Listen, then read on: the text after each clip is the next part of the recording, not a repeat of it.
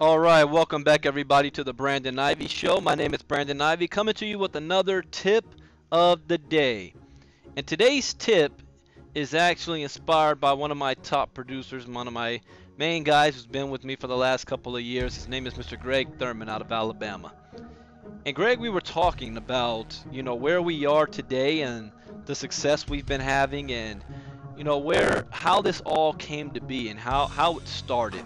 Especially after being in the industry for 13 years, there was a point where business just all of a sudden took off. And the tip is about, the mental shift. That's the tip of the day. And what happened, he was like, it's interesting when we look back on things. What did we do differently to start having results that we weren't doing before? And we can actually pinpoint exactly when things started to turn around and where we separated ourselves from some of my other business associates who got started in this industry around the same time I had. And over the last 2 years, their business still has gone absolutely nowhere, despite them doing what may be seen as the right things. Whereas my business has taken off. And I know exactly when, I know exactly how, and I know exactly why. And I'm going to share that. So this isn't going to be just a normal tip of the day. And this is going to be just a little bit longer than normal because I want to make sure you understand what I'm about to say. Two things happened. One, I was introduced to a book called The Science of Getting Rich by Wallace D. Wattles. And one of the main themes that I gleaned from this book is this phrase here. Success is not in the matter of doing certain things. It is in doing things in a certain way. Right?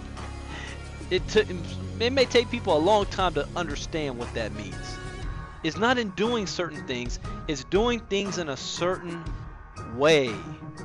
So that book, coupled with an audio series I listened to by a very controversial figure named Kevin Trudeau. And he came out with a series called Your Wish is Your Command. And it kind of piggybacks on, because this was around the same time as The Secret was real big, and Bob Proctor, and how to manifest your wishes and your desires just by thinking it. Thoughts are things, as Earl Nightingale would say, piggybacking off of what Napoleon Hill talked about, Think and Grow Rich, and the Law of Success in 16 Lessons. And there's many people who have written books off of this so-called perceived law, which other people may consider to be magic of some sort, but this is none of that stuff. There is an actual law, like gravity, that if you understand it, you know how you can use it towards your advantage. But this law is a fact whether you get it or you don't. It is not dependent on your belief. It is. It is what it is, and there's nothing you can do to change it.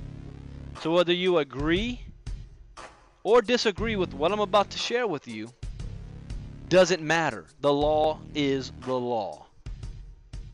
At one point, people thought this world was flat, or that the earth was the center of the universe. Didn't make it real. That wasn't true. They believed it so. So your belief does not matter here. Your opinion does not matter here. What does matter is results, facts and results. And here's what happened. I've listened to Your Wish is Your Command. I don't know how many times, more than 50 times over the last 2 years. But up till this point, when I listened to that series for the first time, I became a master at network marketing. And what I mean by that is not a master of how much money I've earned, but on how network marketing works, how people work, how people think, how to do presentations, how to do three-way calls, how to do trainings, how to be one of the best speakers and presenters out there today. I mastered that art.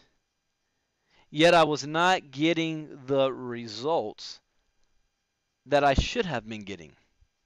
And it frustrated me because I see people that couldn't do half of what I could do, making 10 times more money. And a lot of times, they don't even know why it's happening. Again, they're using the law without even knowing they're using the law. Oprah Winfrey even said the same thing.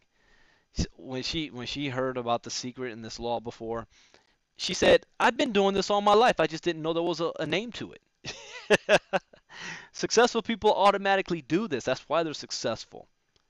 But when I read or listened to that audio series, there's one thing that poked out the first time. A lot of other things since then that's helped me to grow, since I've listened to it multiple times. And every time I listen to it, I learn something new that I didn't really pick up before. But the very first time I learned this idea, and it was mind-blowing. It completely transformed how I think. So are you ready for this? If you have pen and paper, you want to write this down or take notes on what I'm about to say. When you set goals, what holds a lot of people back is that they don't actually believe that they can acquire the goal that they set for themselves. They may say, I want to make $10,000 by Christmas. And they write it down, and that's good. They're doing the proper step. But what stops them is their own mind. They block themselves from ever achieving that goal because really they don't believe it's possible. It's like a fantasy. It's a dream. It's a wish. And so they put it down on paper. But when they actually believe that it's actually going to happen, no, they don't. And because they don't believe it's going to happen, it doesn't happen. They block themselves. Why don't they believe it's going to happen?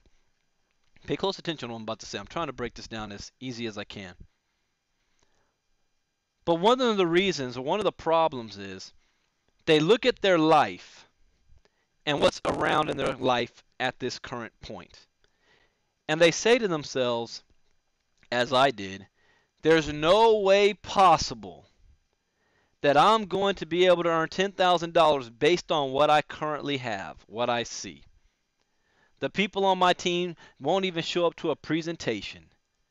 There's always something wrong in their lives that they just can't be here.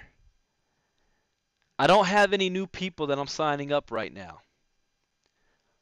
I just don't see how in the world, with what I'm currently working with, I'm going to be able to achieve that goal. And because you have that thought process, you block yourself from receiving things in your life that's going to help you to accomplish that goal. What do I mean by that? Let's break it down even more. That means you're looking at the world through a magnifying glass.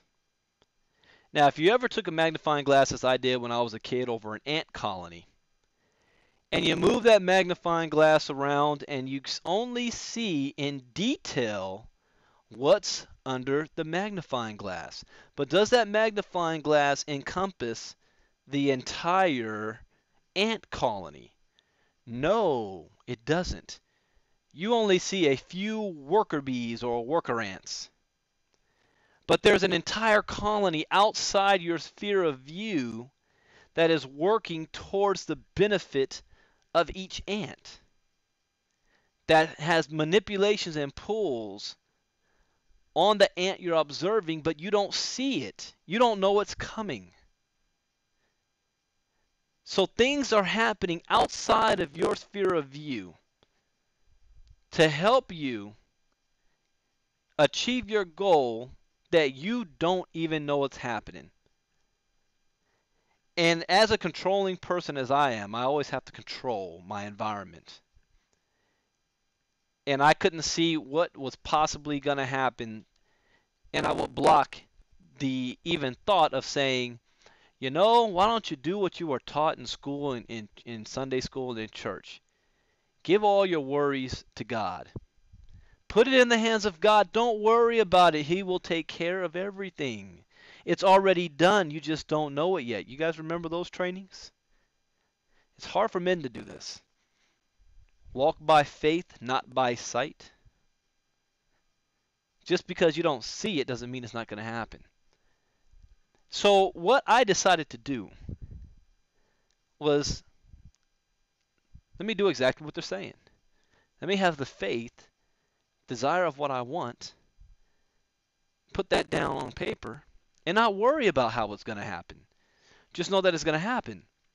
Just give it up. Just release it. And that's what I did. And like almost, literally, almost overnight, my business changed. Things started to happen that one would consider coincidence. But because I knew it was coming, I knew it wasn't a coincidence. I expected it to happen. I didn't know how or where it was going to come from, but I expected it to happen. And my business blew up. And ever since that moment, I had never made less than 4 figures a month in business. And that was 2 years ago. And now I'm well over 5 figures a month. And I'm going towards my goal of 6 figures a month. Now, let's look at that goal right now. Let's look at when I first joined my company of Vitel.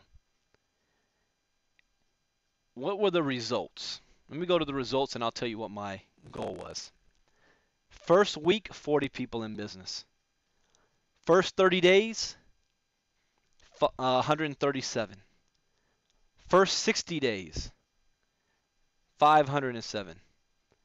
80 days, 1,000. 6 months in, we're right at 4,000 people on our business in 6 months. So let's back up now, because people would look at those results and say, okay, a couple of things happened. Either one, Brandon was bought out, meaning I got a signing bonus to join the company, and I use that signing bonus as an enticement to sign my other leaders up and then to bring the entire team and organization over. Isn't that what a lot of top leaders do today? If you've never heard of that before, I guarantee you that's exactly what's happening. When you see these top leaders hopping from company to company, somebody's getting paid off. So I didn't do that. Did I bring over an existing team? No, I didn't have an existing team, contrary to popular belief. I just put my head down and went to work. People have forgot that term. They want a handout. But I had a goal, and I told the owner of the company, I said, Scott, I cannot promise you numbers. I can promise you massive exposure. And that's exactly what we did. I had absolutely no idea how I was going to get to 5 figures a month. All I knew was that I was going to get to 5 figures a month. So when opportunities started coming my way, I was more receptive to it than being closed-minded and blocked off. Right now, my goal is 6 figures a month. I have absolutely no idea how that's going to happen. All I know is that it is going to happen, and I have to be ready and prepared for when those opportunities fall in my lap, because that's how they always happen. and I recognize it, and it does. Here's another good example for those of you who are not even on this type of mindset yet, for you to understand. You may be praying on your job, please, Lord, please give me a better way. Give me another opportunity. Talk to my boss so I can get a raise, so I can pay my bills. I deserve much better than what I'm currently getting right now. That's what people are praying for. And then you get laid off from your job. And you know what you do? You go back and say, wait. I asked for a better life, and here you go and let me get laid off. So now my situation is worse than ever before. And because you have that mentality, You're going to miss out on the blessing that was coming your way that you didn't even see coming. What do I mean by that? Well, most people don't realize that getting laid off was a precursor for something else better to come into your life. See, if you were still on that job, you would have missed this opportunity. So you are laid off from your job so that you can be positioned for this new opportunity that's going to come your way. So getting laid off was actually a good thing for you, not a bad thing for you. It's all in how you look at it. The universe responds to commands. It does not understand negative or positive, it just is. That's the way it works. Here's another example, okay? It's a problem people have, especially in business. People are always afraid of losing money, and they're focused on not losing money instead of focusing on making money. They're focused on not losing instead of focusing on winning. They're focused on not making mistakes instead of focusing on learning from the mistake. They're focused on how bad it's going to feel if they don't succeed instead of focusing on how great it's going to feel if you do succeed. I'm going to come back to that thought in one moment. Here's another way for you to understand. Let's say you're a psychiatrist and a young woman walks into your office and she says, I need help, I need therapy. I am always in an abusive relationship. I don't know why. I might be, cursed or jinxed or what. Or karma, I don't get it. But I'm always in an abusive relationship. And the therapist says, interesting. So what is it that you're looking for in a relationship? And the young woman says, well, I don't want a man who stays out late at night. I don't want a man who drinks and smokes and does drugs. I don't want a man who comes home drunk and beats me up in front of my kids. I don't want a man who disrespects my kids because they're not his own. I don't want a man who cheats on me every chance he gets and then lies to me about it. I don't want a man who verbally abuses me as well as physically abuses me. Stop right there. Now that sounds good, right? At least she kind of has her head on straight. She doesn't want to be treated bad. But here's the problem. Only thing she's focusing on, this is the only thing the universe hears, is stay out late, drink, smoke, drugs, beat me up, disrespect me, verbally and mentally abuse me, cheat on me. So since that's the vibration she's putting out there, guess what she's attracting to herself? All men who have those qualities. You see how that works? She's attracting all the men who have that same characteristics. One after another after another. And yet she says, I'm always in the same type of relationship. Because that's what you're attracting to you. Instead, she should say, I want a man who respects me. A man who loves me. A man who treats me good. Who comes home to spend time with me. Who loves and cherishes my kids like they're his own. A lover, a friend, and a partner. These are positives, right? But since the universe doesn't understand negative or positive, it just understands the feeling of positive. And when you start thinking about these things, you have a positive vibration that you're putting out instead of a negative one. Then you start to attract these same men to you that have these qualities and characteristics. It's like a magnet. Now you attracted them to you. And all of a sudden your life changes around as far as your dating experience. Same thing in business. Same thing in business. What do people do? Oh, I don't want a loser on my team. I don't want somebody who's not going to do nothing. I don't want somebody who's going to be needy. The only thing you do say you want is you want a heavy hitter. You're never going to attract a heavy hitter unless you are one. But you're giving off negative vibrations about your business and what you want to happen in your business.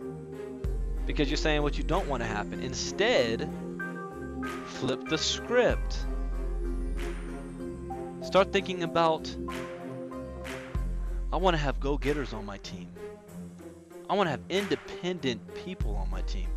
I want people who want it, who want to make it happen, who are looking for financial freedom, that don't need to be convinced of financial freedom. And you start thinking about the positive characteristic traits of the person, type of recruit you want, then you will start to attract them to you. Start to. The finishing touch is you have to become the type of person you want to recruit. So if you yourself do not have the qualities that you're asking for in somebody on your team, you will not be able to recruit those people to your team. And if it happens by luck, eventually it will be taken from you. That's how the universe works. That's why 70 to 80% of lottery winners go broke after 10 years. They didn't require the necessary knowledge and ability to accumulate that amount of money. And once they had that money, the money is just a tool and a resource. And it really highlighted your own personal deficiencies. And you didn't have the skills necessary to keep that amount of money. In fact, most of them end up worse off than before they won the money. Something to think about. Now I'm going to end with this. And this is the most important thing that I got from Your Wish is Your Command, that separates it from Think and Grow Rich, The Secret, and many other books. It's not enough to say what you want and write down what you want and even believe it. You have to feel it. Okay? You have to feel it. What does it feel like when you sit in a car for the very first time? Do you know why car dealerships want you to test drive the car? They know most people are impulse buyers. So when you sit in that car, you can't afford that car. But when you sit in the car, you just feel good. You like the way your hands grip the steering wheel, how you sit in that leather seat. How the car goes vroom vroom on you, right? And you buy the car not based on fact, but based on emotion. A lot of you date and get married based on emotion, not logical fact. Or you wouldn't be married. We're emotional beings. So if you can capture the feeling of something, that's the vibration you're giving off, and the universe can respond to that by giving you what it is that you are asking for. But if you're giving off a negative vibration, then that's exactly what the universe is going to turn around and give right back to you. You are what you attract. So there's no finger pointing anywhere except yourself. See, this is where I was able to separate myself from my peers who were kind of going head to head with me. No, neck and neck. And then I left them in the dust because they still haven't figured this out. They want to point blame at everybody else. I still have one clown that is pointing blame, blaming me for his lack of success. Blaming me for him not able to move forward, and definitely not giving me any credit off the success that I am having. and in some cases is claiming the credit as his own. Yet, this same individual will swear that he is a master at network marketing, been in the game for 13 years, learned all the secrets, and will never make more than $500 a month in this industry. You know people like that, right? But I left them in the dust because I figured it out. It is the feeling of what you want and how long you can hold that feeling in your mind. It's not like you're just constantly thinking about it all day, but just every time you think about it, you capture the feeling. What does it feel like to be financially free? What would it feel like if I didn't have to go to work tomorrow? Yeah, it sounds good, but how would I actually feel if I didn't have to pay any of my own bills? Capture the feeling. The universe doesn't understand words. Your feelings is what's attached to words. See, if you ever watched The Matrix, and what Persephone was talking about, love. That the word love is an illusion. Or even choice is an illusion given by those with real power.